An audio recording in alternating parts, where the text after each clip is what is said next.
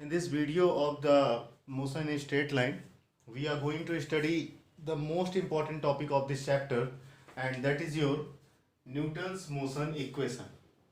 Then these are the equations given by Newton according to the motion of the object. And these equations are studied by you in the class 9, and you know very well about these equations. These equations are, the very first equation is v is equal to u plus at. The next one is your s is equal to ut plus half at square, and the last one is your v square is equal to u square plus 2as. Clear? And the symbols are coming in the equations are your v. V is said to be the final velocity of object. U is said to be the initial velocity of object. A is said to be the acceleration of the object. T is said to be the time taken by object for its journey, and S is the distance traveled by object during its journey. ये बात समझ में आ रहा है?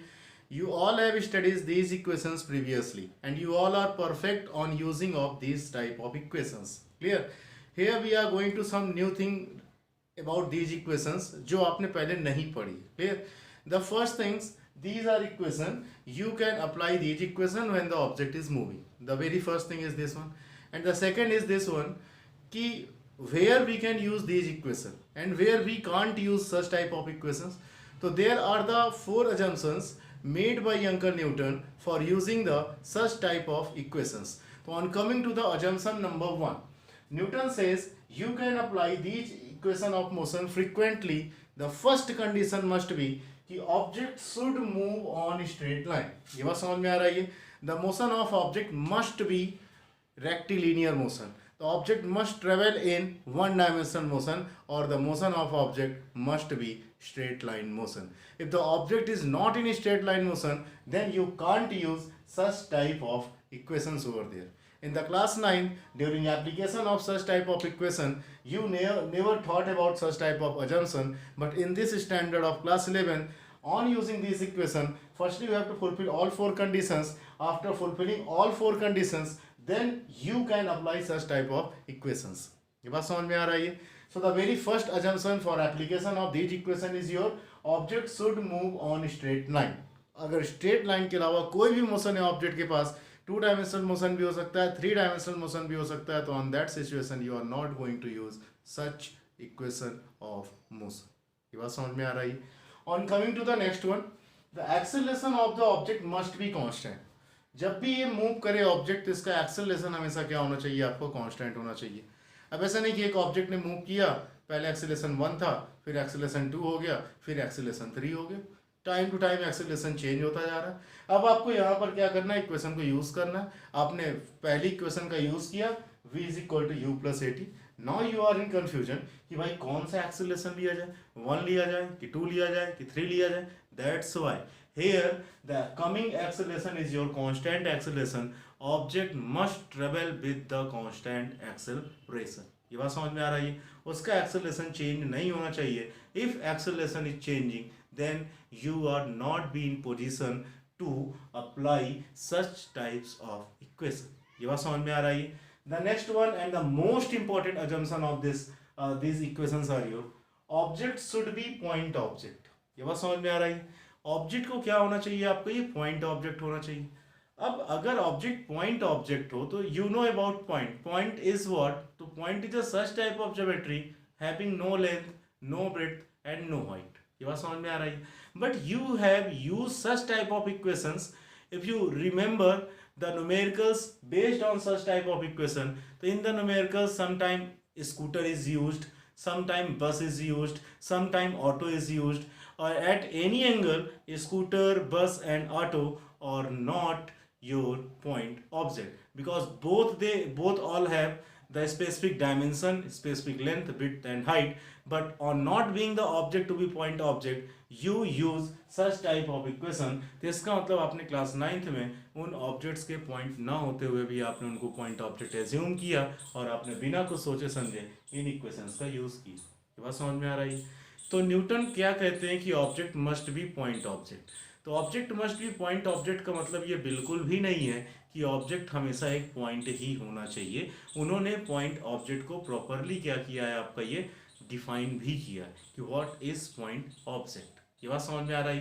तो he said that कि एक ऐसा ऑब्जेक्ट जिसकी linear dimension should be very small compare to the distance travel by object. जैसे ये मार्कर है, the length of the marker is your 10 centimetre. ये बात समझ में आ रही है, इसकी लेंथ कितनी, 10 सेंटीमीटर। मैं इसको थ्रो करता हूँ, तो मैं यहाँ से थ्रो कर रहा हूँ, कहीं दूर जाकर क्या हो रहा है, ये गिर रहा है। सपोज ये 200 मीटर की दूर पर गिरा, तो ऑब्जेक्ट ने कितनी डिस्टेंस ट्रेवल की, 200 मीटर। उस डिस्टेंस के रेस्पेक्ट में ऑब्जेक्ट की लीनियर साइज मतलब इसकी लेंथ कितनी है, 10 सेंटीमीटर। तो 200 के कंपेरिजन में 10 कैसा है, बहुत ही छोटा है। तो इस सिचुएशन में इस ऑब्जेक्ट को आप पॉइंट ऑब्जेक्ट क्या कर सकते हो, एज्यूम कर सकते हो। ये बात समझ में आ रहा है, मतलब क्या, ध्यान समझना है। जैसे इसका एग्जांपल क्या है कि अ train between two railway stations. अगर एक ट्रेन एक रेलवे स्टेशन से दूसरे रेलवे स्टेशन तक जा रही है, तो क्या अपन ट्रेन को पॉइंट ऑब्जेक्ट बोल सकते हैं। ट्रेन बहुत बड़ी होती है, 300-400 मीटर की ट्रेन होती है, बहुत ढेर सारी बोगियाँ होती है। तो ध्यान सुनना ही, सपोज ट्रेन ने इस पॉइंट से क्या किया, चलना शुरू किया ए पॉइंट से, और ए एक पहला स्टेशन है और बी कैसा स्टेशन है, आपका दूसरा स्टेशन है। अगर हम इंडियन स्टेशन की बात करते हैं तो ऑन एन एवरेज इंडिया में दो स्टेशन के बीच का जो ऑन एन एवरेज गैप होता है वो लगभग होता है 10 किलोमीटर। ये गैप 10 किलोमीटर से कम भी हो सकता है और 10 किलोमीटर से ज़्यादा भी हो सकता है। तो ऑन एन एवरेज दो स्टेशन जो बनाए जाते हैं रेलवे में वो 10-10 किलोमीटर की डिस्टेंस में बनाए जाते हैं। अब अगर 10 किलोमीटर को मीटर में कन्वर्ट करोगे तो यू विल गेट 10,000 मीटर। ये बात समझ में आ रहा है, 10 किलोमीटर को मीटर में कन्वर्ट करोगे तो कितना आ जाएगा आपका यहाँ पर, ये दैट इज योर 10,000 मीटर आ जाएगा। ये बात समझ में आ रहा है, इतना ही डन। अब जो ट्रेन है जो ए और बी के बीच में मूव कर रही है वो कितनी डिस्टेंस ट्रेवल कर रही है, 10,000 मीटर। ट्रेन की खुद की साइज कितनी है आपकी यहाँ पर, इतनी बड़ी ट्रेन है, सपोज इसकी साइज कितनी हो गई, 300 मीटर।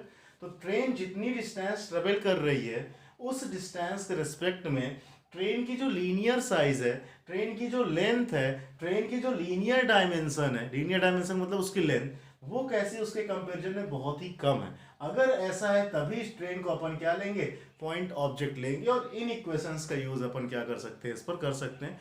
तो I hope you all understand about the point object. So the on coming to the third assumption, object should be point object, that is the linear dimension मतलब length of the object should be very small as compared to the distance traveled by the object। ये बात समझ में आ रहा है, ये कोई problem इसमें, डन।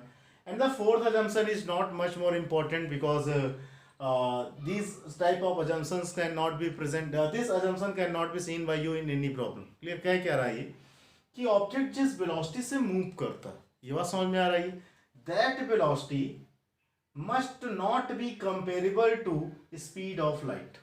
ये बात समझ में आ रहा है, मतलब क्या है, ध्यान समझना है। स्पीड ऑफ लाइट कितनी होती है, दैट इज जो 3 × 10 to the power 8। The speed of light is how much, that is जो 3 × 10 to the power 8 मीटर पर सेकेंड। इसके आगे अगर जीरो लगा दोगे, 3 के आगे 8 जीरो आएंगे तो बहुत बड़ी वेलोसिटी। ये बात समझ में आ रही है, कह रहा आप उन्हीं ऑब्जेक्ट के लिए इन इक्वेशंस का यूज करेंगे जिस ऑब्जेक्ट की वेलोसिटी इस वेलोसिटी से क्या होगी, बहुत कम होगी। ऑब्जेक्ट की वेलोसिटी स्पीड ऑफ लाइट के आसपास भी नहीं होनी चाहिए। यहां साफ साफ लिखा है, speed of object not be comparable to speed of light. Object की स्पीड लाइट की स्पीड के कंपेरेबल बिल्कुल भी नहीं होनी चाहिए।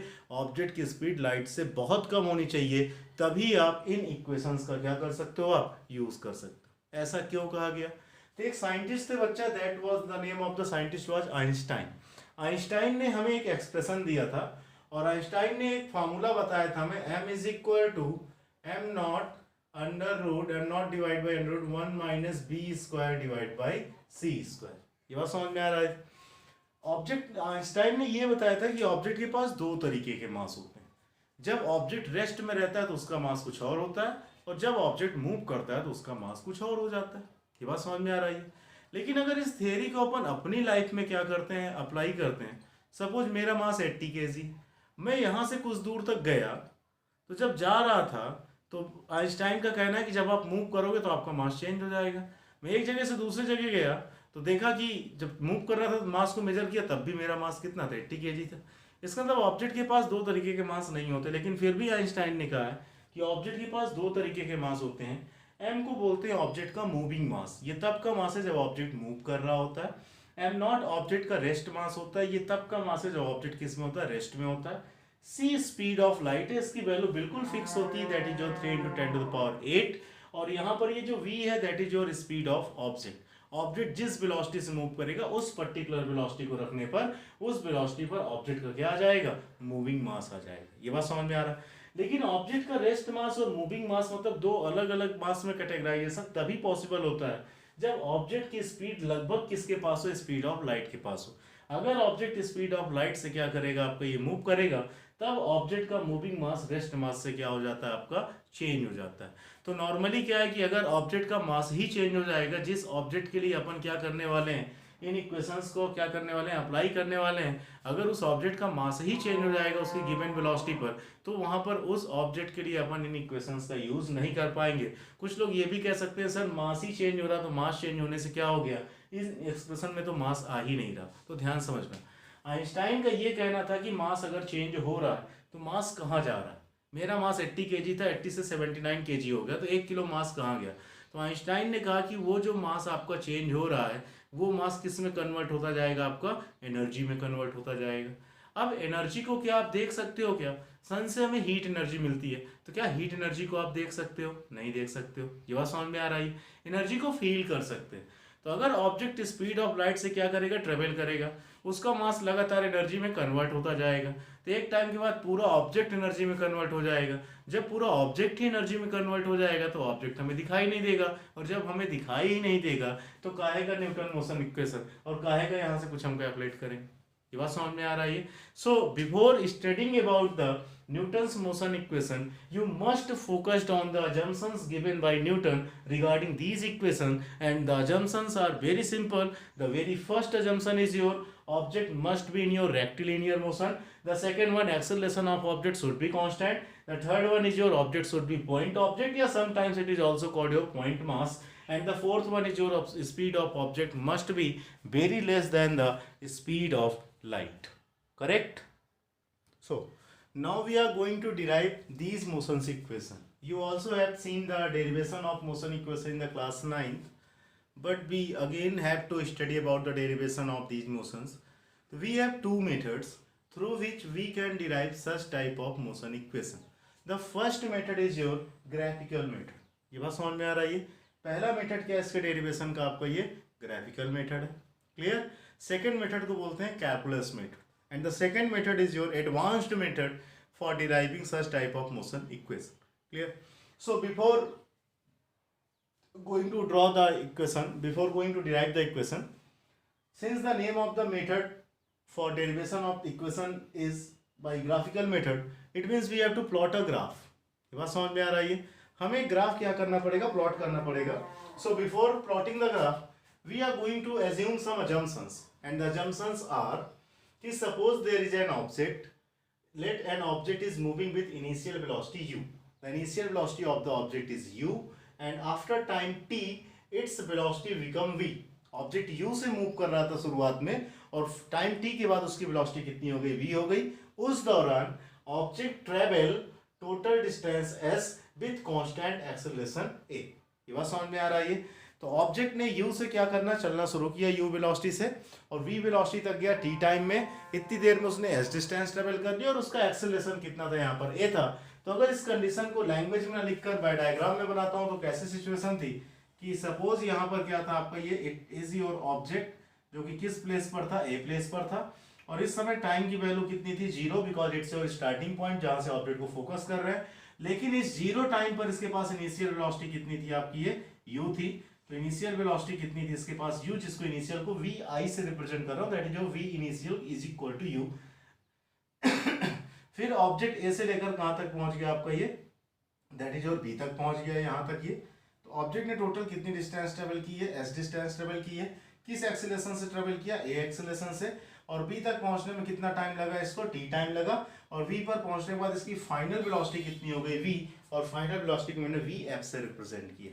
ये बात समझ में आ रही है। अब हमें क्या करना है, ग्राफ प्लॉट करना है। तो हम ऑब्जेक्ट की वेलोसिटी और ऑब्जेक्ट के टाइम के साथ क्या करेंगे, आपका ग्राफ प्लॉट करेंगे।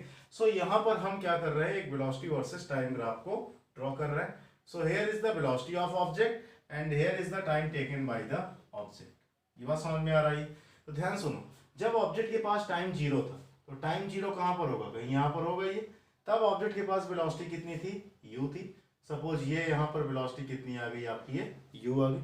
जब ऑब्जेक्ट का टाइम कितना हो गया, t हो गया, तो ऑब्जेक्ट का टाइम कितना हो गया, ये t हो गया, यहाँ टाइम कितना था 0, तो ऑब्जेक्ट की वेलोसिटी u से बढ़कर कितनी हो गई यहाँ पर आपकी, सपोज ये v हो गई। तो अगर ऑब्जेक्ट की वेलोसिटी u से बढ़कर v हो गई है तो इसका मतलब क्या हो गया आपका, ये कि यहाँ पर ये हो गई वेलोसिटी आपकी दिस। तो 0 पर वेलोसिटी u थी, ऑब्जेक्ट यहाँ से चलना शुरू कर रहा है, और t टाइम पर वेलोसिटी v हो गई, ऑब्जेक्ट यहाँ पर पहुंच गया। कुछ लोग ये कह सकते हो कि सर कि आपने v की वैल्यू u से ऊपर क्यों ली है, u से नीचे भी क्यों नहीं ले सकते थे। तो मैं बता दूं कि यहाँ पर मैंने एक्सेलरेशन लिया है, और एक्सेलरेशन का मतलब उसके वेलोसिटी में चेंज, चेंज का मतलब इंक्रीज। अगर एक्सेलरेशन है तो उसकी वेलोसिटी कंटिन्यूअसली क्या हो रही है आपकी, बढ़ रही है। तो यहाँ पर भी वेलोसिटी कंटिन्यूअसली क्या हो रही है आपकी, बढ़ रही है। ये इतनी बात समझ में आ रही है, डन। सो अब हमारे पास 2 पॉइंट है। इस पॉइंट का अगर कोऑर्डिनेट देखा जाए तो यहाँ का कोऑर्डिनेट कितना आ गया आपका, ये 0, u, और यहाँ का कोऑर्डिनेट कितना आ गया आपका, ये t, v आ गया। अगर अपन दोनों कोऑर्डिनेट्स को मिला देंगे तो ये उस सिचुएशन का ग्राफ है जिस सिचुएशन को अपन ने यहाँ पर क्या किया, एज्यूम किया। ये बात समझ में आ रही है। तो मैंने क्या किया, वेलोसिटी वर्सेस टाइम ग्राफ खींचा, और वेलोसिटी वर्सेस टाइम ग्राफ खींचने के बाद मुझे इस तरीके से ग्राफ मिला। और उसके पहले मैं आपको ग्राफ ऑलरेडी पढ़ा चुका हूँ। इसकी एक शीट है जो ग्रुप में एक आध दिन में भेजता हूँ, जैसे लैपटॉप ऑन हो जाता है, थोड़ा सा खराब हो गया तो उसके बाद उस सीट को आपको सॉल्व करना है। नहीं भी सॉल्व कर पाओगे तो उन प्रॉब्लम्स को मैं एक पर्टिकुलर वीडियो बना के ग्राफ से रिलेटेड कम से कम 15 से 20 प्रॉब्लम अभी हमें करनी। ये बात समझ में आ रही है। So this is the graph, और ये ग्राफ मैं पहले ही पढ़ा चुका हूँ कि अगर ऑब्जेक्ट का वेलोसिटी वर्सेस टाइम ग्राफ अगर खींचा जाता है ये, और अगर वेलोसिटी वर्सेस टाइम ग्राफ में ऑब्जेक्ट का एक्सेलरेशन कैसा होता है, आपका कांस्टेंट होता है, तो कांस्टेंट एक्सेलरेटेड मोशन के लिए वेलोसिटी वर्सेस टाइम ग्राफ कैसा आता है, आपका एक स्ट्रेट लाइन आता है। ये बात समझ में आ रहा है। तो ऑब्जेक्ट इस तरीके से मूव कर रहा है। अब विदाउट एनी डिले, बिना देर किए हुए अपन क्या करते हैं, इसका डेरिवेशन शुरू करते हैं। तो डेरिवेशन शुरू करने के लिए मैं इन सबको हटा दूंगा, केवल ग्राफ मेरे पास रह गई है। तो इन सबको हम क्या कर रहे हैं, आप ये हटा रहे हैं। तो डेरिवेशन में अपने को फर्स्ट इक्वेशन भी डिराइव करनी है, सेकंड भी करनी है, थर्ड भी करनी है। तो यहाँ पर क्या है आपका, ये फर्स्ट इक्वेशन को क्या करते हैं अपन, ये सबसे पहले डिराइव करने की कोशिश करते हैं। ये बात समझ में आ रहा है, कोई प्रॉब्लम इसमें। हमारे पास ग्राफ है और ग्राफ से फर्स्ट इक्वेशन को डिराइव करना, ठीक। तो अगर मैं इस ग्राफ से ये कहूँ कि अगर ऑब्जेक्ट यहाँ से यहाँ तक जा रहा है तो ऑब्जेक्ट का एक्सेलरेशन कितना होगा, तो भाई वेलोसिटी और टाइम के बीच में ग्राफ है, और जब जब वेलोसिटी और टाइम के बीच में ग्राफ होता है और अगर आपको एक्सेलरेशन निकालना हो तो क्या करते हैं, तो मैंने बताया ये कि acceleration is equal to change in velocity upon time. मतलब एक्सेलरेशन क्या हो गया, वेलोसिटी और टाइम का रेशियो हो गया, और अगर एक्सेलरेशन वेलोसिटी और टाइम का रेशियो हो गया तो इसका मतलब एक्सेलरेशन निकालने के लिए आपको इस ग्राफ का स्लोप निकालना चाहिए। रेशियो में स्लोप लेते हैं और मल्टीप्लिकेशन में क्या लेते हैं, एरिया अंडर द कर्व लेते हैं। तो अगर अपने को यहाँ पर क्या चाहिए, एक्सेलरेशन ऑफ द ऑब्जेक्ट चाहिए, तो यहाँ पर अपन लिख रहे हैं that is your acceleration of object.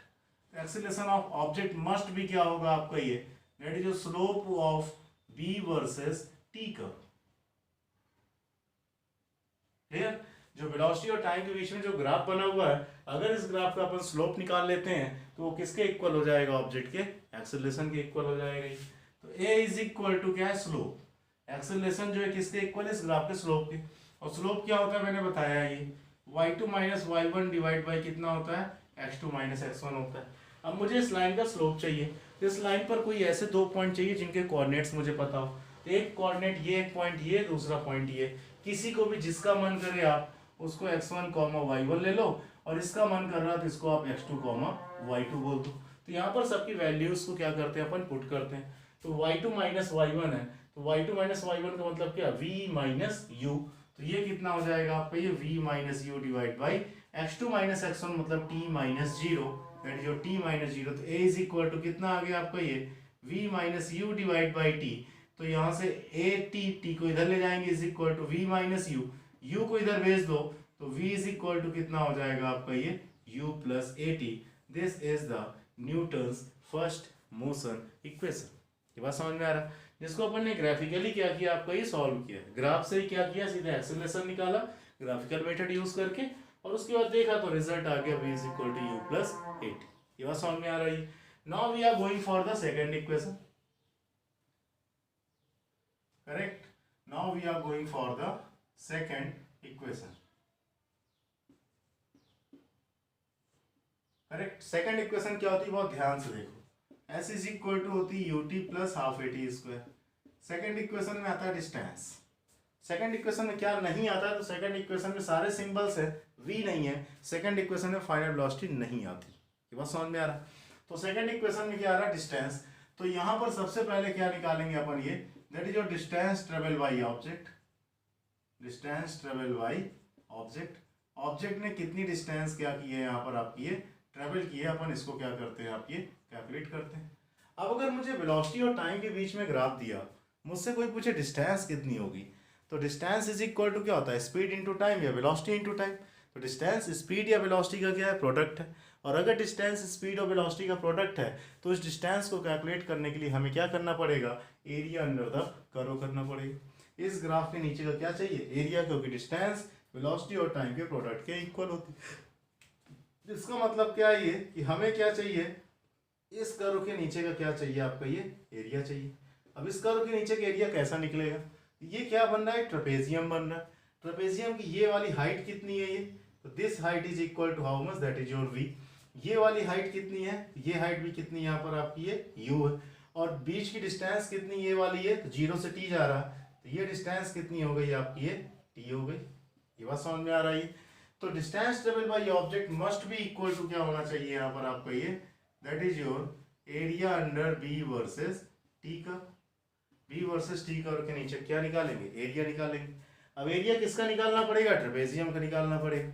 और ट्रेपेजियम की एरिया क्या होता है, ये होता है half sum of parallel sides. तो ये ट्रेपेजियम, इसकी ये और ये पैरेलल साइड्स हैं, एक की वैल्यू u है, दूसरे की वैल्यू कितनी है, v है। तो सम ऑफ पैरेलल साइड्स कितना आ गया आपका, ये u प्लस v आ गया, इनटू परपेंडिकुलर डिस्टेंस या हाइट ऑफ, तो हाइट ऑफ पैरेललोग्राम कितना है यहाँ पर t है, तो इनटू कितना आ गया यहाँ पर आपको ये t है। This is the distance travel by object. ये बात समझ में आ रही है। लेकिन हमने जो इक्वेशन डिराइव करनी है वो है s is equal to ut plus कितना है आपको यहाँ पर ये हाफ ए टी स्क्वायर। लेकिन यहाँ पर कुछ ऐसी इक्वेशन आ रही, ये बात समझ में आ रही है। जब यहाँ पर इस तरीके की इक्वेशन आ रही तो यहाँ पर बस एक थोड़ा सा चेंज चाहिए। क्या, हमें पता है कि सेकंड इक्वेशन में v नहीं आता, तो हमें यहाँ से क्या करना पड़ेगा, v को हटाना पड़ेगा। अब v को कैसे हटा सकते हैं, तो इसके पहले अपन ने फर्स्ट इक्वेशन को डिराइव किया। तो यहाँ पर देखो क्या हो जाएगा आपका ये, फ्रॉम इक्वेशन फर्स्ट इक्वेशन से v इज इक्वल टू कितना होता है, u प्लस ए टी होता है। तो इस v की वैल्यू को क्या करेंगे अपन, यहाँ पर पुट कर देंगे। तो देखो कितना हो जाएगा, s is equal to half u plus v की जगह कितना लिख देंगे, u प्लस ए टी, और इनटू कितना हो जाएगा आपका ये t हो जाएगी। इस t को यहाँ ला रहे हैं तो इसको t बाई टू लिख सकते हैं, that is your t by two. u plus u कितना हो गया, 2u प्लस कितना हो जाएगा आपका ये 80 हो जाएगा। अब t बाई टू का मल्टीप्लाई कर दो, 2u इंटू कितना t by two plus 80 into कितना t बाई टू। तो 2 से 2 क्या हो गया, कैंसिल हो गया। तो ये कितना बचा ut, और प्लस यहाँ से t into T T square, तो ये बचा 80 स्क्वायर बाई 2, जिसको क्या लिख सकते हो यहाँ से आप, that is written as your half 80 square. ये बात समझ में आ रही है। इसको क्या लिख सकते हो आप, हाफ 80 स्क्वायर लिख सकते हो। तो ये क्या हो गई आपकी ये, that is your second motion equation. I hope यहाँ तक क्या हो रहा होगा, आपके समझ में आ रहा होगा। अब अपन मूव करते हैं थर्ड इक्वेशन में। ये बात समझ में आ रही है। अपन मूव किस में कर रही है, that is your third equation में। और थर्ड इक्वेशन के लिए भी अगेन ग्राफ का ही यूज करना है। तो ग्राफ से या तो स्लोप निकाल सकते हो या तो एरिया निकाल सकते हो।